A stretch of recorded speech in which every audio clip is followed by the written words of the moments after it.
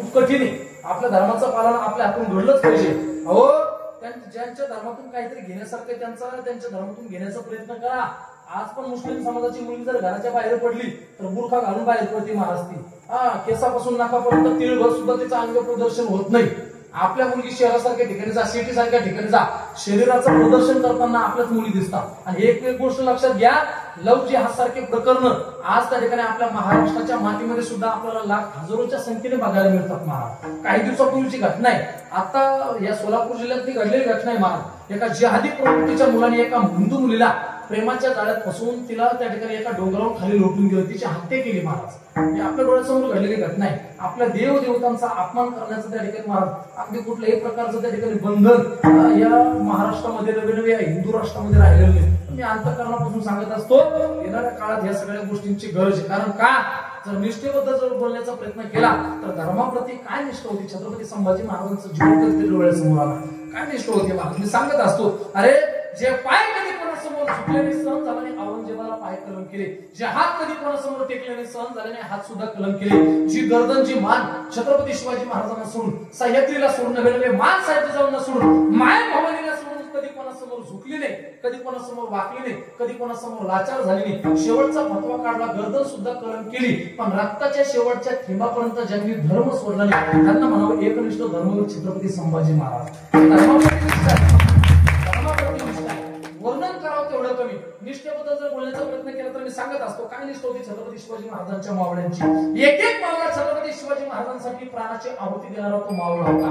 काय निष्ठा होती माझ्या बाजीप्रभू देशपांडेंची, काय निष्ठा होती शिवा काशीची, काय निष्ठा होती त्या शिवा नागाची. ऐका ऐका ऐका ऐका ऐका, ज्या वेळेला राजा त्या ठिकाणी पन्हाळगडावर अडकले आणि पन्हाळगडावर अडकल्याच्या नंतर चारही बाजूने त्या ठिकाणी सिद्धीने वेढा दिला.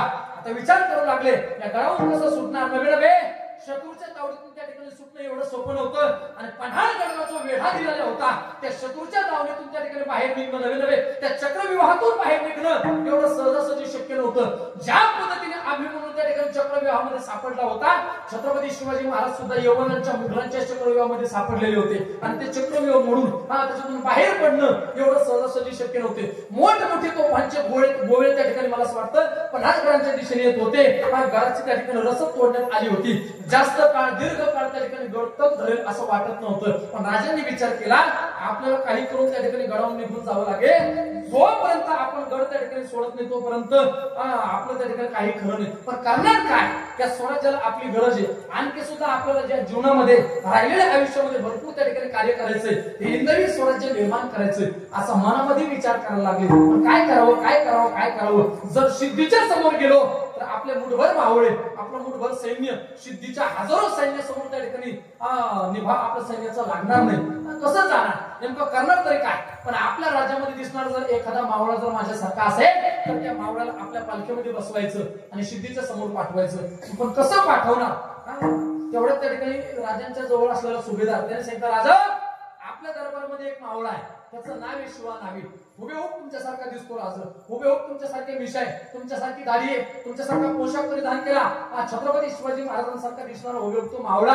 राजा त्याला आपण तुमच्या जागेवर पाठवू, तुमच्या पालखीमध्ये बसून पाठवू. आणि विचार केला, शिवानाव्याला बोलवून आणलं, राज दरबारात हजर केलं. राज दरबारात आणल्याच्या नंतर शिवानाव्याच्या अंतःकरणातला आनंद गगनात मावेनासा झाला. विचार करू लागला, अरे या स्वराज्याचा या स्वराज्याचा धनी, या स्वराज्याचा मालक, हिंदवी स्वराज्याचे संस्थापक छत्रपती शिवाजी महाराज आणि शिवाजी महाराजांच्या पालखीमध्ये बसून जाण्याचं भाग्य या शिवानाव्याच्या जीवनामध्ये प्राप्त झालेलं. याच्यापेक्षा मोठा त्या ठिकाणी आनंदाचा क्षण, याच्यापेक्षा मोठा भाग्याचा क्षण माझ्या जीवनामध्ये कोणता असेल. अंतःकरणातला आनंद गगनात मावेनासा झाला. विचार करू लागला, राजांच्या जागेवर आपल्याला बसून जायचं, राजांचा पोशाख त्या ठिकाणी परिधान करण्यासाठी आपल्या जीवनात आपल्याला प्राप्त होणार आहे. अंतःकरणातला आनंद व्यक्त करू लागला. राजा बघा, राजा माझी तुमच्यासारखी दाढी आहे, बघा राजा तुमच्यासारखे मिश आहे, राजा बघा माझा चेहरा सुद्धा तुमच्यासारखा दिसतोय, मी जातो राजा तुमच्या जागेवर बसून, मी जातो. पण राजाने सांगितलं, शिवा ऐक शिवा, जास्त आनंदी होऊ नको. आणि ज्या सिद्धीच्या समोर तू जाण्याचा प्रयत्न करतोय ना, त्या सिद्धीच्या दरबारातून परत तू त्या ठिकाणी जिवंत येणार नाही. आणि तो काळाचा दरबार आहे, नव्हे यमाच्या दरबारात तू जाणार आहे, त्या सिद्धीच्या दरबारातून परत त्या ठिकाणी जिवंत तू माघारी येणार नाही. पण सिद्धीने सांगितलं, राजा तुमच्यासाठी एकदा नाही, राजा तुमच्यासाठी एकदा नाही, 1000 वेळा जर जन्म घ्यायची गरज पडली, नवे नवे जन्माला यायची गरज पडली, तर हा शिवनाभी 1000 वेळा जन्माला येईल आणि छत्रपती शिवाजी महाराजांसाठी प्राणाची आहुती देईल. अंतःकरणातली निष्ठा होती महाराज. राजांनी त्या ठिकाणी नाविलाज झाला, स्वतःचा पोशाख दिला आणि शिवनाभेने त्या ठिकाणी राजांचा पोशाख परिधान केला. हुबेहूब त्या ठिकाणी छत्रपती शिवाजी महाराजांसारखा दिसू लागला. राजांची भवानी दिली आणि भवानी दिल्याच्या नंतर महाराज आशीर्वाद घेतला, राजांना मानाचा मुजरा केला आणि त्या ठिकाणी पालखीमध्ये बसला.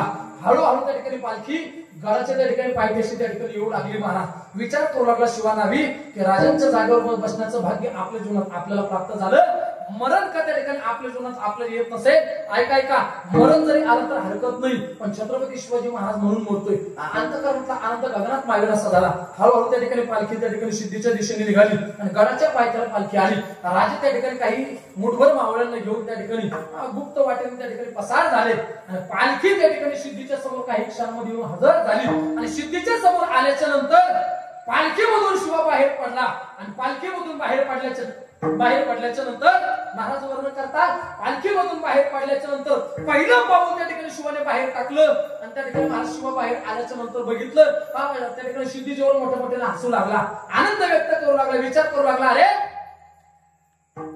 या स्वराज्याचा धनी छत्रपती शिवाजी महाराज, हिंदवी स्वराज्याचे संस्थापक छत्रपती शिवाजी महाराज आज आपल्या हातून त्या ठिकाणी छत्रपती शिवाजी महाराजांना त्या ठिकाणी आपण संपवून टाकणार, नवे त्या छत्रपती शिवाजी महाराजांना आपण मारणार, असा आनंद असं त्या ठिकाणी त्याच्या अंतःकरणामध्ये एक प्रकारचा त्या ठिकाणी आनंद निर्माण होऊ लागला. मोठमोठ्याने हसू लागला, आनंद व्यक्त करू लागला. काही क्षणामध्ये छत्रपती शिवाजी महाराजांना आपण मारणार, पण त्या सिद्धीजवळच्या बाजूला त्याचा एक सरदार उभा होता, त्याचं नाव होतं फजल खान, अफजल खानचा मुलगा. त्याने बघितलं, त्याने छत्रपती शिवाजी महाराजांना जवळून बघितलं होतं. ज्या वेळेला छत्रपती शिवाजी महाराजांनी अफजल खानाचा वध केला होता, अफजल खानाचा कोथळा बाहेर काढला होता, त्यावेळेला छत्रपती शिवाजी महाराजांनी त्याने त्या ठिकाणी जवळून बघितलं होतं. विचार केला, अरे हा छत्रपती शिवाजी महाराजांनी राजांसारखा दिसणारा होय, त्या ठिकाणी कोणीतरी त्यांचा मावळा आहे. आणि लक्षात आल्याच्या नंतर तो मोठ्या मोठ्याने बोलू लागला, हुकुम दगा हो गया, दगा हो गया, दगा हो गया. हे छत्रपती शिवाजी महाराज नाहीये, ये शिवाजी, ये शिवा का जैसे दिखने वाला, उसके जैसे दिखने वाला उसका एक हमशक्ल है, उसका मावळा आहे. ऐका मोठ्याने आवाज बाहेर पडला आणि राग आला सिद्धीला. म्यानातली तलवार बाहेर काढली आणि त्या ठिकाणी सिद्धी शिवाच्या अंगावर धावून गेला, पहिला वार केला आणि पहिला वार त्या ठिकाणी शिवाच्या छातीवर झाला. शिवा त्या ठिकाणी जमिनीवर धरातीर्थी पडला. रक्ताच्या थारोळ्यामध्ये शिवा पडलेला आहे आणि रक्ताच्या थारोळ्यामध्ये पडलेला शिवा दुसरा त्या ठिकाणी वार करणार, पण दुसरा वार त्या ठिकाणी दुसरी तलवार त्या ठिकाणी शिवाच्या मानेवर ठेवली आणि सांगितलं, शिवा ऐक शिवा, छत्रपती शिवाजी महाराजांसारखा उभे दिसणार तू मावळा आहे, तुला मी जीवदान देतो, पण माझी अट आहे. काय अट आहे? तू इस्लाम धर्म त्या ठिकाणी कबूल कर. काय तू आदिलशहाला त्या ठिकाणी शरणागती त्या ठिकाणी पत्कार, नवे आदिलशहाला शरण ये, तुला त्या ठिकाणी जहागिरी देतो. ऐक शिवा, तू त्या ठिकाणी शरणागती जर पत्कारली, नवे इस्लाम धर्म जर तू स्वीकारला, तर तुला त्या ठिकाणी काही गावाची त्या ठिकाणी जहागिरी देतो, नवे तुला जीवदान देतो. शिवाचं वाक्य होतं महाराज, ऐका, शिवाचं वाक्य होतं, मी सांगत असतो की शिवा त्या ठिकाणी शिवा बोलू लागला, अरे सिद्धी, मला असं वाटतं की आदिलशहाचा म्हणून जगण्यापेक्षा, जहागिरी भोगण्यापेक्षा त्या ठिकाणी छत्रपती शिवाजी महाराजांचा म्हणून मरणाला त्या ठिकाणी कधी त्या ठिकाणी मरण स्वीकार करतो. नवे त्याच्या पुढे शिवा बोलू लागला, त्याच्याकडे बोलू लागला. हाच प्रसंग रामायणामध्ये घडलेला आहे, हाच प्रसंग रामायणामध्ये घडलेला. मी सांगत असतो ते गंधमादन नावाचं वानर होतं. ज्या वेळेला कुंभकर्णाच्या हातामध्ये ते वानर आलं, त्या वानराला त्या ठिकाणी कुंभकर्णाने आपल्या मुठीमध्ये आवडलं, दाबलं त्या वानराला. दाबल्याच्या नंतर कानातून त्या ठिकाणी नाकातून तोंडातून रक्ताच्या चिळकंड्या बाहेर पडल्या, पण त्या वानराच्या अंगाचा वास येत होता, सुगंध येत होता. सुगंध नाकावर पडला. विचार करू लागला त्या ठिकाणी कुंभकर्ण, एवढा सुगंध वानराच्या अंगाचा येतो. हा अंतःकरणामध्ये दया निर्माण झाली, वात्सल्य भाव निर्माण झाला. सांगितलं, हे वानरा, मी तुला जीवदान देतो, पण एकदा म्हण मी रावणाचा आहे. पण त्या वानराने सांगितलं, अरे कुंभकर्णा, मी रामाचा म्हणून मरण, पण रावणाचं होऊन जगणार नाही महाराज. त्या वानराची निष्ठा होती, ती वानराची निष्ठा होती. ज्या वेळेला तलवार त्या ठिकाणी मानेवर ठेवलेली आणि सिद्धी बोलू लागला, काही क्षणामध्ये जीव जाणार त्या ठिकाणी महाराज, प्राणाची आहुती द्यावी लागणार, पण तरी सुद्धा तो मावळा निष्ठावान होता. अंतःकरणामध्ये राजाबद्दल निष्ठा होती, अंतःकरणामध्ये राजाबद्दल भाव होता, स्वराज्याबद्दल तळमळ होती. त्यावेळेस त्या मावळ्याने सांगितलं, शिवाने सांगितलं की ऐक सिद्धी, तुझ्यासारखा मूर्ख मी आतापर्यंत पाहिला नाही. अरे या स्वराज्याचा धनी, या स्वराज्याचा मालक, हिंदवी स्वराज्याचे संस्थापक छत्रपती शिवाजी महाराज कधीच त्या ठिकाणी या गडावर त्या ठिकाणी पसार झाले.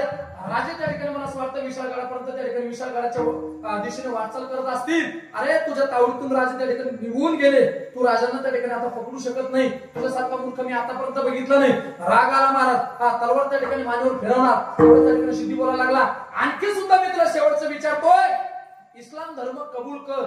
पण त्या ठिकाणी तो शिवा बोलू लागला, ऐक ऐक सिद्धी ऐक ऐक, अरे खऱ्या अर्थाने माझं भाग्य काय भाग्य आहे. तो शिवा बोलू लागला, ऐका महाराज, तो शिवा बोलू लागला, खऱ्या अर्थाने माझं भाग्य काय म्हणा लागेल. अरे हिंदवी स्वराज्याचे संस्थापक छत्रपती शिवाजी महाराज, अरे मी जन्माला जरी शिवा काशीत म्हणून आलेलो असलो, जन्माला जरी शिवा नाभी म्हणून आलेलो असलो, तरी मरताना कोण छत्रपती शिवाजी महाराज म्हणून म्हणतोय, हे माझं खरं भाग्य. शिवाजी महाराज आणि तलवार त्या ठिकाणी मानेवर पडली आणि शिवाचा शिरच्छेद करण्यात आला. आणि शिरच्छेद करण्यात आल्याच्या नंतर सुद्धा, मेल्याच्या नंतर सुद्धा शिवाच्या मुखातून शब्द बाहेर पडले, राज मानाचा मुजरा. मला असं वाटतं की मेल्याच्या नंतर सुद्धा ज्याच्या अंतःकरणामध्ये निष्ठा धर्माप्रती, नवे स्वराज्याप्रती, नवे छत्रपती शिवाजी महाराजांप्रती त्या ठिकाणी जागृत राहते, त्याला म्हणावं त्या ठिकाणी खरे छत्रपतींचे निष्ठावंत मावळे. त्यांच्याबद्दल वर्णन करावं तेवढं कमी. राजे त्या ठिकाणी महाराज पन्हाळ्याहून निघाले आणि पन्हाळ्याहून निघाल्याच्या नंतर महाराज विशाळगडाच्या दिशेने जात होते. आणि विशाळगडाच्या दिशेने जात असताना मध्ये घोडखिंड लागली. सर्वांना माहिती महाराज, घोडखिंड लागली. घोडखिंडीमधून जात असताना एवढी त्या ठिकाणी अरुंद होती महाराज, जास्त त्या ठिकाणी ती घोडखिंड मोठी नव्हती. त्या घोडखिंडीतून जेमतेम त्या ठिकाणी दोनच त्या ठिकाणी माणसं जातील, एवढी लहान असणारी ती घोडखिंड, किंवा एक घोडेस्वार त्या ठिकाणी त्या घोडखिंडीमधून त्या ठिकाणी प्रवास करील, एवढी लहान असणारी ती घोडखिंड. आणि त्या घोडखिंडीमध्ये प्रवेश केल्याच्या नंतर सोबतीला मावळे होते, शूरवीर असणारे मावळे होते. आणि त्याच मावळेवाचा सरदार, मला असं वाटतं बाजी प्रभू देशपांडे, सर्वांच्या डोळ्यासमोरचं नाव आहे महाराज. आणि बाजी प्रभू देशपांडे त्या ठिकाणी राजांना बोलू लागले, राजा या स्वराज्यासाठी, नवे तुमच्यासाठी, धर्मासाठी एका मावळ्याने त्या ठिकाणी प्राणाची आहुती दिलेली.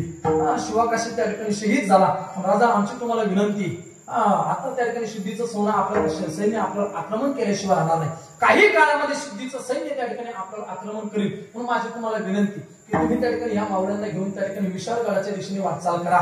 पण राजाने सांगितलं, बाजी आम्ही विशाळगडाच्या दिशेने जाणार नाही. काय जाणार नाही? आम्ही तुम्हाला सोडून जाणार नाही. हे युद्ध लढायचं, सिद्धीच्या सैन्यावर त्या ठिकाणी आपल्याला चालून जायचं, तर आपण सगळे मिळून त्या ठिकाणी सिद्धीच्या सैन्यावर त्या ठिकाणी चालून जायचं, हे युद्ध लढायचं, नवे आक्रमण करायचं, पण सगळ्यांनी सोबत त्या ठिकाणी राहून त्या ठिकाणी लढायचं. मी तुम्हाला सोडून बाजी जाणार नाही. बाजी प्रभूंचं वय त्या ठिकाणी भरपूर होतं, नवे वृद्ध काळाच्या दिशेने त्या ठिकाणी बाजी प्रभूंची वाटचाल चालू होती.